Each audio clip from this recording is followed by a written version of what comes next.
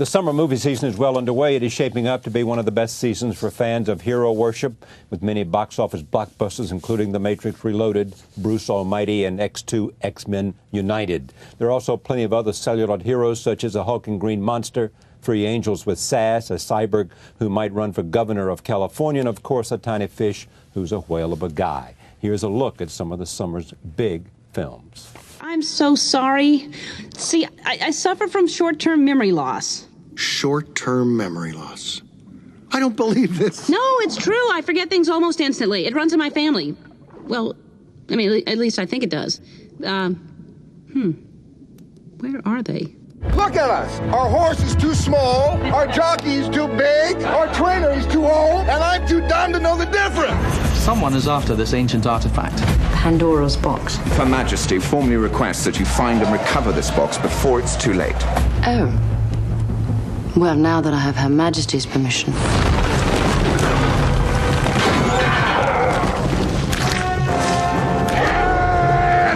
What is your mission? To ensure the survival of John Connor. You are about to fail that mission. You see that? They throwing cars! How am I not see that?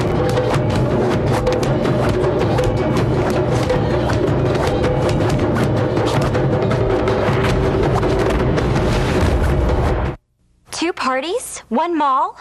I love this town. Who she thinks she is, Beckham or what? Can we test it like him? You know, give it some bounce. Test it, just go on. Test it. Oh! Gentlemen, milady, you will always remember this as the day that you almost caught Captain Jack. I used to think you were one of a kind, Wolverine. I was wrong. Mommy believes you did it, and she believes you should go to jail, and she believes that she deserves everything that's left, and you shouldn't have any part of it. I honestly have to tell you, anything that she decides, I can't trust. 3, 2, 1, drop it!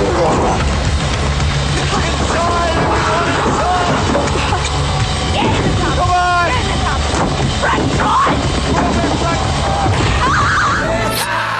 Sinbad! Sinbad? Yeah. To stop him, you must lead a team like nothing the world has seen. Cheers. Extraordinary gentleman indeed.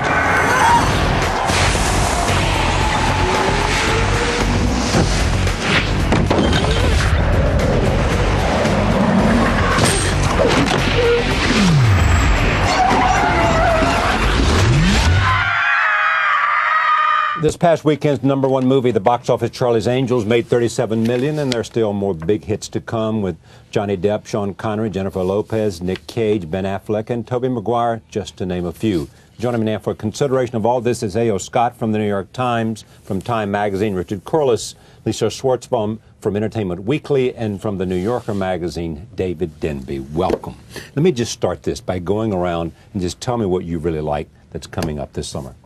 That's coming up. It's either here or coming up somewhere. A summer movie, as we say. A summer movie that's coming up in August that I like quite a bit is a smaller movie called American Splendor. I keep hearing about this. Yeah, it's wonderful. Very unusual movie based on the life of this guy, Harvey Picar, who's a filing clerk at a Cleveland hospital who started writing comic books about his daily life many years ago, and played by Paul Giamatti in just a really wonderful performance. And a very quirky, odd, very humane, just very captivating movie.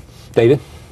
Capturing the Friedmans, I think, is one of the most remarkable documentaries we've seen here in like 10 or 15 years. And it seems like totally unlikely hit film about the dissolution of a family. It's as if Eugene O'Neill reimagined the Jewish family in Great Neck. Yeah.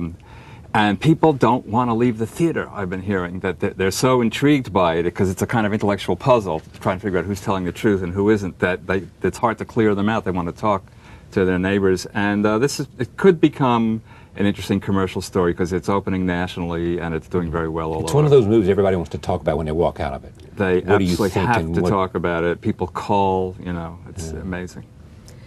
The big one that opened the summer that had us all hopeful was Finding Nemo, which I think will hold throughout the year as one of the best movies of the year. Why is it so good? It is Pixar. That nobody matches Pixar right now. They are in a league of their own in terms of the quality of the work they do, the humor, the beauty of their animation, the story, the voices they have. It's interesting, we have a clip of Sinbad here, and we can talk later comparing DreamWorks' Sinbad to this, but Finding Nemo is so lovely. It works for adults, it works for kids. It's interesting, too, because Tony and David are mentioning small films, and I have a feeling we four are going to be talking about a lot of smaller films that are actually more interesting than the blockbusters. And doing well at the box office.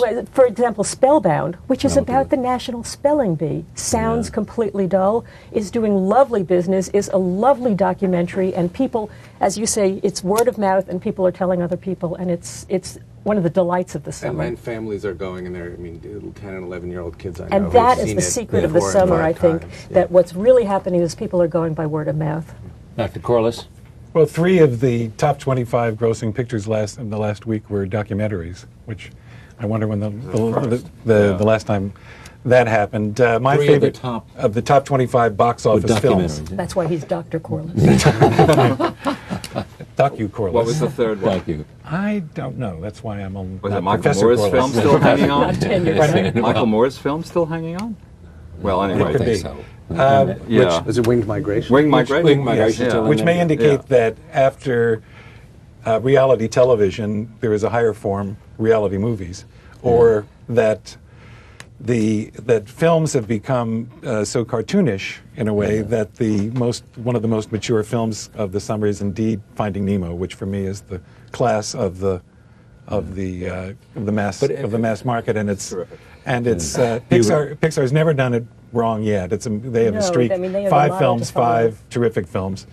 But with just the slightest twist on the standard Disney cartoon format, which is a lost child, but this time we track the parent who's trying to find the child, so we get all that anxiety. It's a mature film. Tell me, does Pixar actually create the movie, and are they? It's totally Pixar. Pixar is everything. Yes, and they are the talent, and they are the people to pay the money to, because John Lasseter is the man who created Toy Story and A Bug's Life and a sequel, and Andrew Stanton is another one of these benign madmen. And it's a cartoon. It is a cartoon, and it's funny because we're talking about the summer as having comic book movies, some of which work, some of which don't. If it's X-Men 2 or if it's the Hulk. See, I blocked on the big green Hulk already. Yeah. But Finding Nemo, which is, of course, also a cartoon, is completely different than that, and you can't even lump that in with any of the other. You talk about, it's the summer of big, dumb fun. Finding Nemo is deep fun, and that really, I think, is the secret. Everybody agrees on this? Finding Nemo is great actors in it. Albert Brooks finally found that his anxious over-insistence in real life flesh can be very trying. But he finally, as a fish, he's fabulous. Well, and I think that Willem Dafoe, too, recreating his role in Platoon. I would say that the actors, as you know, in cartoons, actors come into the studio years before or months at least before the film is actually made, and the images are fit to their voices, so they may make 12 visits to the studio. But to me, Albert Brooks and Ellen DeGeneres, Willem Dafoe, and the others bring so much character to it, and of course they have characters to inhabit, that they are giving greater performances than, say, the Charlie's Angels gals, who are basically fitting themselves into cartoon shapes.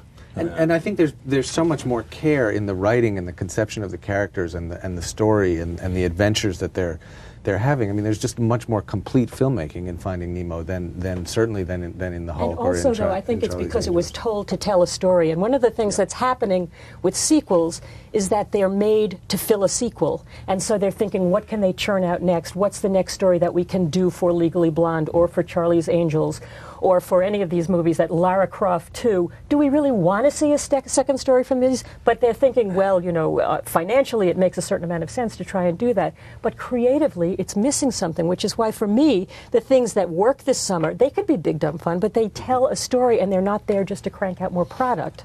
We'll come back to sequels in a moment, but let me talk about the 2 big movies, at least 3 of them, that one is Terminator 3, the other is Hulk. the Hulk generally is a disappointment to almost everybody. Yes.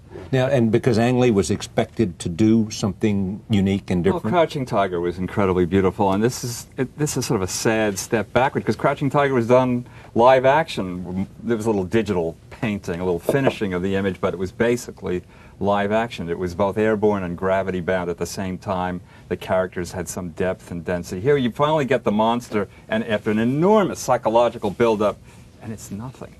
Didn't he himself say that this is going to be the biggest independent film of all time? That he warned audiences about this, which is a danger to forget that a comic book is a comic book first and foremost, even if you have Freud behind it. Meaning he took himself too seriously? I think so. It's serious in all the wrong ways. In all the ways, and I think that there's a combination of that kind of serious, ponderous, here we're going to have these Oedipal themes and these mythic resonances, and also a kind of condescension toward the material, the idea that, well, it's a comic book, so how hard could it be to make a, to make a great comic book movie for people who don't really think very much of comic book movies, which actually condescends to the form, I think. I agree, and underestimates how difficult it is to make a really effective, exactly, which is why X-Men 2 works, and why Hulk doesn't. Ang Lee's movies have always been too serious for the form. He made his martial arts film was more serious than any other, but it had a poetry and a buoyancy that this is Crouching Tiger or something yes, like that. That it made it by far the top-grossing foreign language movie ever. But he also made his Western, if you recall.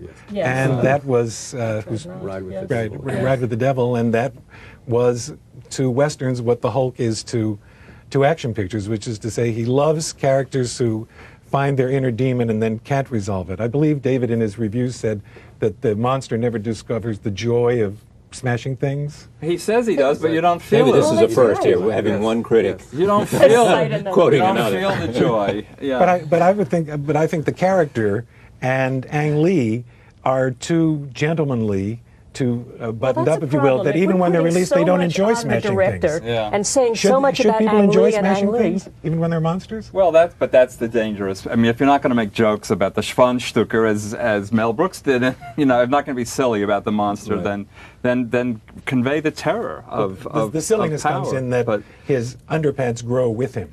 So yes, that was bizarre. That was a scoop. Charlie, though, it's interesting because you mentioned T3 also, and that, I think, is a movie that knows exactly what size it's supposed to be. It is very pleased with itself, and it's very fun. And I think Schwarzenegger is so canny and savvy in realizing that he is bringing back this old, clanking 1980s franchise, and he is much older now, and he can't do what he did, and we're looking at him to study whatever has been done to him. And there's a sense of humor about it that I think worked beautifully for it. Well, it doesn't aspire beyond itself. It's certainly less pretentious than The Matrix Reloaded what else do you want than the Hulk. Okay, but the pretension of Matrix Reloaded, did they achieve beyond that pretension something that is still makes it a unique and changed a movie that in its first edition changed the way movies are made, some said? The first one did, and I think part of the problem with the second one was where to go from there. I mean, you had an enormous surprise with the first Matrix, both in the way that it was done, the way that it combined that bullet time animation, and also all the philosophy and all that sort of played. And the revelation of how these levels of reality were integrated. Once you can't sort of reveal that anymore, you have what feels like interminable exposition. I mean, it was like sitting through a kind of graduate seminar for the first hour of that movie, just listening to these people talk and thinking, well, do I have to take notes? I mean, is this going to be? Yes, you're doing. Is this in the term paper? The third movie has already been made, has it? Yes, it has been. Okay, yes. but let me just. Are you saying, Tony, that you like the movie, but it's nowhere nearly as good as the first one, or you didn't just like it? No, period? I did not like the movie. Okay. I did not like. David, did you like it or not like it? No, I didn't like it either. We were all saying beforehand that the blockbuster system could be approaching a point of collapse, and of course we could be wrong next week. But the whole thing's front-loaded. Pull me out of your theory. The whole thing's front-loaded, right, for the Friday opening. All the promotion is aggregated. Virtually the whole press colludes, I think, in this very destructive way of releasing movies. And then David. These are promise, I promise, I promise. And people, wait, just let me finish. Yeah, The exactly. people who go the first weekend tend to be males aged 15 to 25. So the taste of those people is disproportionate in relation to their size in the actual movie audience. So you see, and so it's nuts. And sometimes if these things don't click, they fall off 60, 70%. Now, when it works financially, you know, like the Harry Potter series or Lord of the Rings, it all seems to make sense. The rest of the year, it seems to be utterly destructive. You want to say what? In opposition to that point. I wanted to say that it seems like you have an economic theory rather than talking about the variety, the different kinds of quality that's available this summer, which is not economically driven. We were also talking before we sat down to talk to Charlie about all of these other movies that are out that are not trying to be blockbusters and are doing so beautifully well. And so, I don't know, I think that thinking about how they're crunching the numbers is not where we should be going. Okay, but I'm not sure that's in contradiction to what he said. Is it? No, because they're complementary, I think. They're complementary, too. Yes, also, we may, and again, not to talk numbers too much, but we may call 28 Days Later the low-budget zombie eating movie. Okay, you've interviewed 28 Days Later, so tell me what it is. A hit, and Charlie's Angels a flop. Both opened last week, and Charlie's Angels made 4 times as much. Right. But it's in the expectations of that. Sometimes the numbers are capable of measuring the enthusiasm of the audience, not just that people went to see it. I mean, if you open a movie like Charlie's Angels on, 4,000 screens or however much it was, that initial number reflects, as David was saying, a sort of, initial curiosity and response to the hype. But if you open 28 Days Later on many, many fewer screens, and it makes even a quarter as much, that's representing, I think, a much more of a kind of groundswell and a much more, I think, a less conditioned response, perhaps, to Did you like 28 Days? Yeah, very much. I thought... Because? Well, I thought it was a very effectively scary movie. And... It's about? It's about this guy wakes up and the city of London has been almost entirely wiped out by this virus, and these infected people are running around. They're sort of like cannibalistic zombies trying to infect the uninfected, and he's in this London that's almost completely deserted, and it's very eerie and very spooky the way that it's shot in these just empty streets. And he bands together on digital video, on one of the most, I think, beautifully shot DV movies that has come out yet. The cinematographer is Anthony Dodd Mantle, who's done a bunch of Dogma movies, who has just a real eye for how to make this medium beautiful and strange and spooky. So it's sort of punishing, Charlie. It's scary. It is punishing. It's dark. It's dank. It's damp. But it's zombies. But it's done well. It should be. It's Night of the Living Dead, meets On the Beach. Remember On the Beach with the empty sets? Yeah. Fred Astaire. Yeah, right. And they keep coming at you. No one dances here. And it's, but it is effective. I agree. It's effective, and I think also we're talking about the sort of the pretentiousness of the Hulk or the Matrix Reloaded. This is a movie that has some some ideas and maybe some pretensions toward being about human nature and human extinction. SARS. I mean, it was made way before all of that, but obviously people can relate it to that. But it sort of develops all those themes kind of on the fly, and in the course of delivering some very spooky and disturbing entertainment. And who's the director? Danny Boyle, who made the Train Spotting. And The Beach, based on a novel by Alex Garland, who wrote the script for this film. The movie I anticipate most, me personally, is Seabiscuit. Has anybody here He's seen your guy to talk to. We've only His seen the hand trailer. has I'm not at liberty to stayed. say, Charlie. that you've seen it? I am at liberty to say I've seen But it. you're not at liberty to say what? Tell me what. Give me some sense of maybe we'll. I saw a rough cut Excuse you. and was told if I Mention what were is to it? review the film that I would have to see it again. Well, that doesn't seem like a punishment. Oh, that's okay. No, it's just Now, that is Seabiscuit going to be a cover story in Time Magazine or No. something?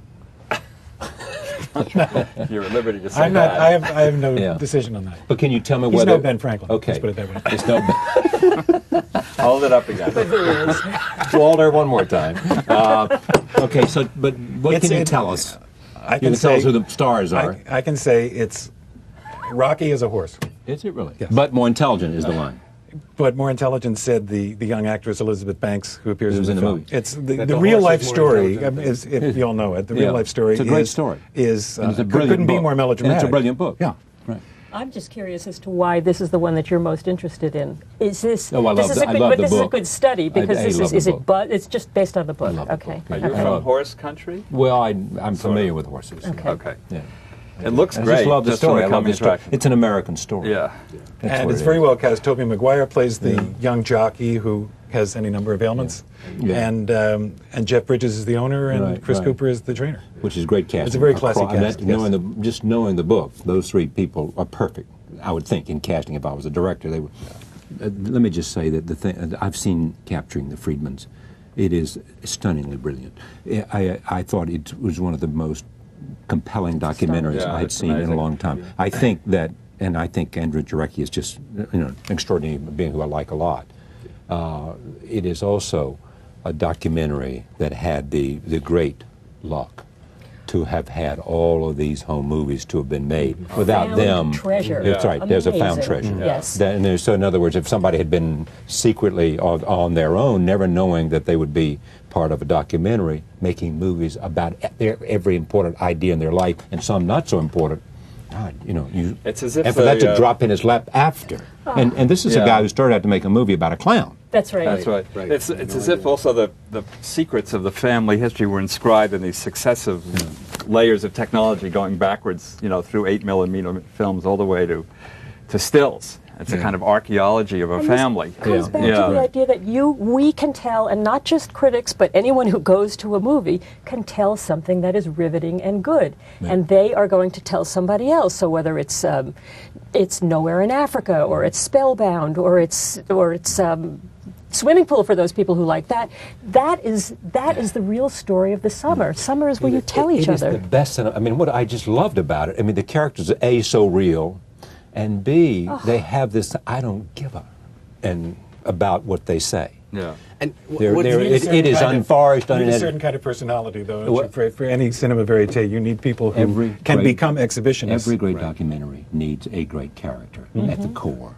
Whatever it is. But somebody people need that a certain camera showmanship even when they're exposing their. Well, and this is, I think saying, Eugene O'Neill is a good analogy. And what I think is so extraordinary about what Jarecki did in the way that he edited is that your sympathy and your disgust about the characters changes. You're always, you find yourself thinking about the mother, Elaine Friedman, for a while as this sort of, cold, monstrous figure. And then you begin to think, or I did at least, well, why are they all ganging up on her? Why is the movie participating in this? And your sympathy comes around a little bit more toward her. And it's such a complex and disturbing experience. And I think Lisa's right. It shows that audiences are, if it's well done, are receptive to that. And people don't mind seeing things that may trouble them, that may bother them, that may provoke them, that may do all of the things that these blockbusters and sequels are precisely designed not to do. Has it been a good year for movies? No. Year or summer? Well, it's too early to say. So far, I'm just summer. I'm not saying the year so far. The quality is held for the Autumn Leaves Oscar season. Every year. So they're holding back the The IQ of the audience suddenly goes up 60 points, on November 15th. If you'd asked us last year at this time, I think we would have all said, "Oh God, it's miserable." And then, if you'd asked us at the end of December, we would have said, "My God, we had the." And I'm not of the "it's terrible" year. I think it's as varied as it always is. Only there's more of it and louder. And for every Nemo, there's something crummy, and it's ever thus. I don't feel a tremendous difference. In fact, I feel a balancing of the small and the large that I find hopeful. Tony, you mentioned American Splendor, which I am most looking forward to also, which is, I think, a tremendous discovery of American filmmaking. And is it big? Is it small? Doesn't matter. It's like nothing else anyone has seen. Why is it Tony? Go ahead. Tell me why it's great one more time. Well, in a way, it's similar to Capturing the Freedmans, not in its subject matter or its approach, but in that it finds a kind of new way to tell this story. It's based in reality, and it combines. Harvey Pekar is actually in it, and he's also played by Paul Giamatti. And it finds a way to take his material, which is very anecdotal, very, very, almost very slight. He writes these comic strips about, nothing going on, about going to work and talking with his coworkers. And the movie, in a way that I, as someone who had read these comic books for a long time and really loved them, thought wouldn't have been possible, finds a way to capture that tone, without seeming small, without seeming anecdotal. It sort of finds the strangeness and the poetry and the humanity, and also doesn't condescend. I mean, here's a guy who could easily be a kind of, target for a sort of, very knowing, condescending, ironic of look at these funny, ordinary people in Cleveland and how out there. And it's not that at all. It's about. Interestingly, it's made by documentarians, yes, not feature filmmakers, which is so they have that same point of view of putting together the personal story. Yeah, and it seems to follow in a sort of trendlet maybe of that maybe began with Crumb, with Terry Zweigart. Yes. Oh, yeah, that's exactly what I thought. Of these movies that come out of and Crumb has collaborated with Harvey Pekar a lot in the past, and is in there's a character. And Terry Zweigart also went from a documentary to a fiction film. Yes, that was based on an underground comic book that was Ghost World. So there does seem to be an interesting little kind of formation here, or a nexus between movie making and these comic books. So you see what happens, Charlie. You want to talk about the big movies. You're asking us about the big movies, and we keep twisting it back because we might agree that in a summer like this, which just by coincidence has many more sequels than so-called original action films. Last year had fewer sequels. And so there's less excitement about it. My colleague Richard Corliss said to me 20 years ago, the problem with summer movies is not that they're bad movies that you have to write about, it's that they're the same bad movie. Mm-hmm. And in a sense, although the Hulk has different bizarre qualities from T3 or X2, they are part of this large machine. And so our job is talking about these movies, and our mission is talking about the smaller ones. And I guess I would mention. He's still on the small movies. Yeah. Well, but since you came around, since you were going around the table, I will say that a small movie that I would recommend is the French film The Man from the Train or On the Train, with wonderful performances by two French veterans, actor Jean Rochefort and the actor-singer Johnny Hallyday. Oh yes, Johnny Hallyday. I luxuriate in their expertise and their charm. What's the movie about? You could say it's about a man who gets off a train. He's a gangster. He stops in a small town. He meets this eccentric professor. He stays at the man's house. The two don't invite him, so click. We have recently lost two people, at least, who were powerful figures in the history of American film. One was Gregory Peck. Remember Gregory Peck for me? Well, Gregory Peck, and can I guess who the other one was? Okay. Well, they both. It's a truism to say when a star like Peck or Hepburn, and I would say there was no star like Hepburn, dies, that they took an era with them. I think it's especially true in Peck's case because he represented a liberal nobility that was both compassionate and masculine, of a sort that simply does not exist anymore. I would simply mention two of his films, both in 1962. One is Cape Fear, and the other To Kill a Mockingbird. And in both films, there's a climactic scene in which he has every right to lash out at someone who's done something terrible to him, kill the bastard. And in each case, he doesn't, because he thinks in one case that it's more important to hold back because his children are watching, and To Kill a Mockingbird. And the other, he does not want to kill the man who's hurt his family in Cape Fear, because he wants the man to experience the penalty of the law. He thinks it's not up to him to kill a man. I can't imagine a climax in American movies in the last an action film in the last 10 years where it would be seen as more manly, more heroic to spare a bad man's life. That just doesn't happen. Because you want to see the state do it. You want to see the process. No, I'm saying... because he wants to see the criminal justice process. Yeah. What people think the audience want to see now is the bad guy get blown up in the most spectacular way. It's also worth saying about Gregory Peck that when he was young, in the 40s, Spellbound, Keys to the Kingdom, Purple Plain, that there was never a more beautiful man. I don't think I'll be misunderstood if I say that in movies. Maybe Gary Cooper at the same point. David Thompson, the critic, called him lethally handsome.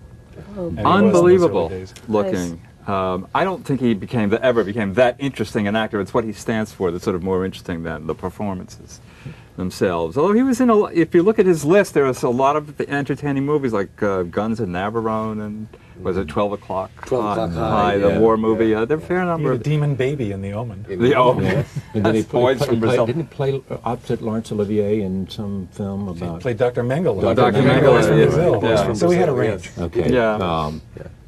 Kate Hepburn. Well, it's interesting what you're saying about Gregory Peck standing for as what he stood for and represented as much as how he acted, because I think Hepburn obviously represented a type of woman that had never been seen before and that she owns the copyright to. It's kind of touching and ironic and I don't know what, that we have Charlie's Angels and Legally Blonde 2 out this summer, which is this what she fought for, to have these kind of bubble girls when she was always a woman who was doing things, speaking her mind as a character and also as an actress, athletic. Her idea of sex was sparring verbally, was talking to Spencer Tracy, she wanted to embrace life in that kind of very brisk way that we don't see in in the roles that women actresses are playing today, and that is tremendously missed. I think too, and one thing I was thinking about because of the coincidence of the closeness of their deaths, is that the movies that they made, which were enormously popular and were meant to appeal to the kind of mass audience, to be seen by everyone, and still can be appreciated by people of all ages, were movies about the behavior of adult people. Yes. Yeah. And that is something that, when you think about it, especially in a summer season like this one, you see very, very seldom. I mean, the movies she made with Spencer Tracy, I mean, this idea of marriage as the combat between equals, and a character like Atticus Finch in To Kill a Mockingbird is representing adult behavior, what it is to be to be grown up and to take responsibility for the guys who are on the studios doing. are afraid of putting anyone on the screen who might possibly outclass anyone in the audience.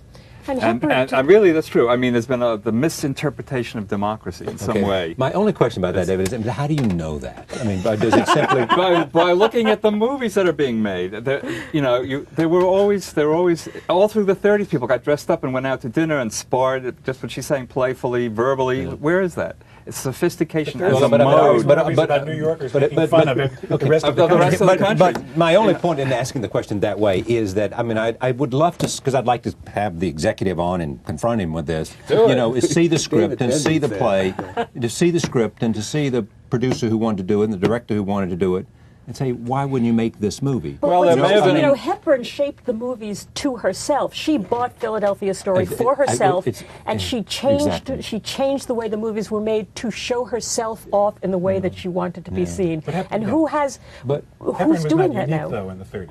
In terms of being entrepreneurial, was not the only liberated woman. But Hepburn as a Hepburn character was unique. Playing her kind of slim, Bryn Mawrish, Eastern But if you're looking for actresses who embodied wit and intelligence and glamour, there were dozens of them. Yeah. And in the 30s, you couldn't name one unless you bent the rules for. And after all, only a minority of the audience. Only a minority of the audience went to college in the 30s. Now everyone goes, and yet Say that again. In the 30s, only a minority of the audience went to college. What, 20, 30%? Now 60% so you're go. Saying we don't get the movies we deserve. And yet the intelligence level of the... Well, and I think... but is that why is that? I mean, is it because that the people who go to the movies is not an audience that wants the same kind of movies that this gets back five of us want? economic theory. The economic theory that it's all gauged to the opening weekend. It's 15 to 25-year-old boys who go on opening weekend. It takes much longer to attract older people. They go on by word of mouth, what their friends say on the telephone. And the suburbanites get there more slowly. Movies were the main mass medium. Yeah. They were a family medium, which didn't mean the entire family went. There were pictures for everyone. But in 1946, 4 billion tickets were sold, and last year maybe 1.5 billion. So, but was their DVD, video, computer, etc. But you make your movies for your audience, and if your audience is 14-year-old boys who can't get dates, then on Friday nights you'll make pictures for them. We were talking about Kate Hepburn and her own entrepreneurial spirit, and she made movies that identify with her. And we just had some praise for Clint Eastwood. who has done just that with his own career, who's Quietly, served both ends. steadily, He's served both independently. ends. On the one hand, he's served commerce, pure commerce. On the other hand, he's made movies and taken chances. Some have not done well, and some have. And go ahead. I think too that you see an interesting trend with some of the actors of this generation in the choices that they make, who are who will do a big action movie for the paycheck, but then who will go and do a more independent or smaller budgeted or more interesting.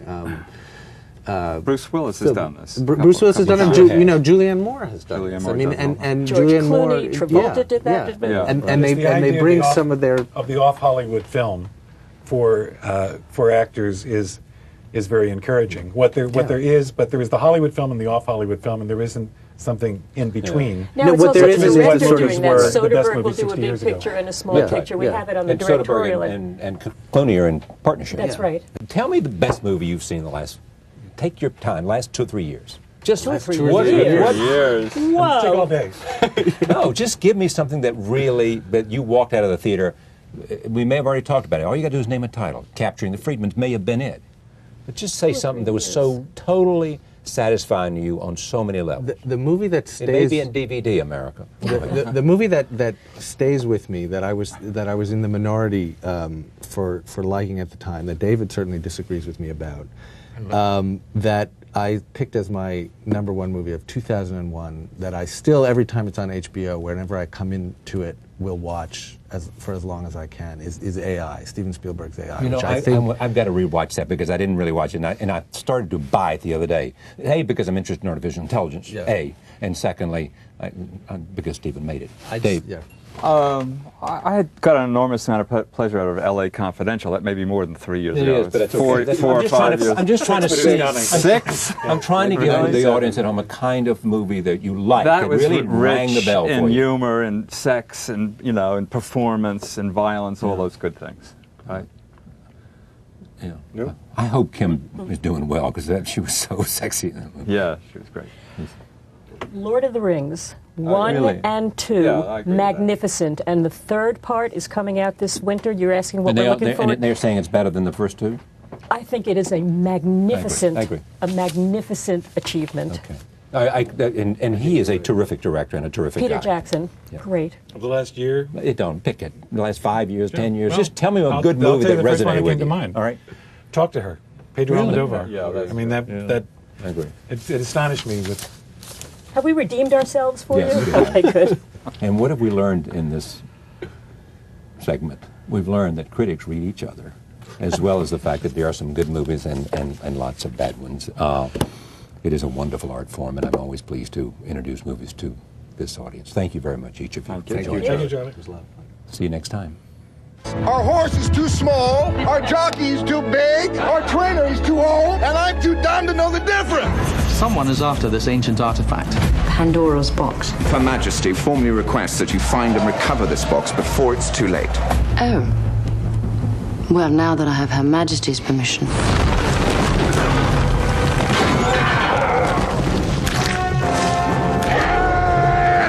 What is your mission? To ensure the survival of John Connor. You are about to fail that mission. You see that? They throwing cars. How am I not see that?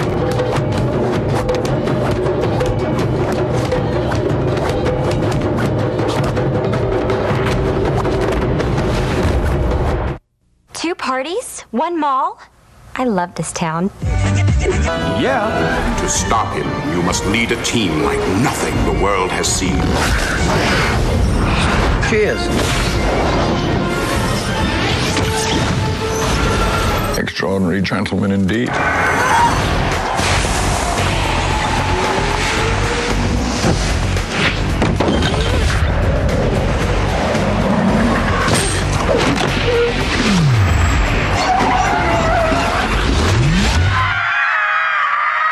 This past weekend's #1 movie, the box office Charlie's Angels, made $37 million, and there are still more big hits to come with Johnny Depp, Sean Connery, Jennifer Lopez, Nick Cage, Ben Affleck, and Tobey Maguire, just to name a few. Joining me now for consideration of all this is A.O. Scott from the New York Times, from Time Magazine, Richard Corliss, Lisa Schwarzbaum From Entertainment Weekly and from the New Yorker magazine, David Denby. Welcome. Let me just start this by going around and just tell me what you really like that's coming up this summer. That's coming up. It's either here or coming up somewhere. A summer movie, as we say. A summer movie that's coming up in August that I like quite a bit is a smaller movie called American Splendor. I keep hearing about this. Yeah, it's wonderful. Very unusual movie based on the life of this guy, Harvey P. Carr, who's a filing clerk at a Cleveland hospital who started writing comic books about his daily life many years ago, and played by Paul Giamatti in just a really wonderful performance. And a very quirky, odd, very humane, just very captivating movie. David? Capturing the Friedmans, I think, is one of the most remarkable documentaries we've seen here in like 10 or 15 years. And it seems like totally unlikely hit film about Who she thinks she is, Beckham or what? Can we test it like him? You know, give it some bounce. Test it, just go on, test it. Oh! Gentlemen, milady, you will always remember this as the day that you almost caught Captain Jack. I used to think you were one of a kind, Wolverine. I was wrong. Mommy believes you did it, and she believes you should go to jail, and she believes that she deserves everything that's left, and you shouldn't have any part of it. I honestly have to tell you, anything that she decides, I can't trust. 3, 2, 1, drop it!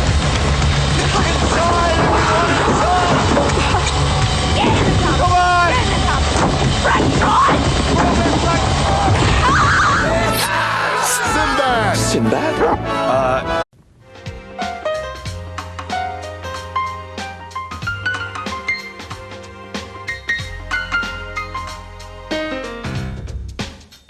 The summer movie season is well underway. It is shaping up to be one of the best seasons for fans of hero worship, with many box office blockbusters, including The Matrix Reloaded, Bruce Almighty, and X2 X-Men United. There are also plenty of other celluloid heroes, such as a hulking green monster, Free Angels with Sass, a cyborg who might run for governor of California, and of course a tiny fish who's a whale of a guy. Here's a look at some of the summer's big films. I'm so sorry. See, I suffer from short-term memory loss. Short-term memory loss. I don't believe this. No, it's true. I forget things almost instantly. It runs in my family. Well, I mean, at least I think it does. Where are they? Look at us!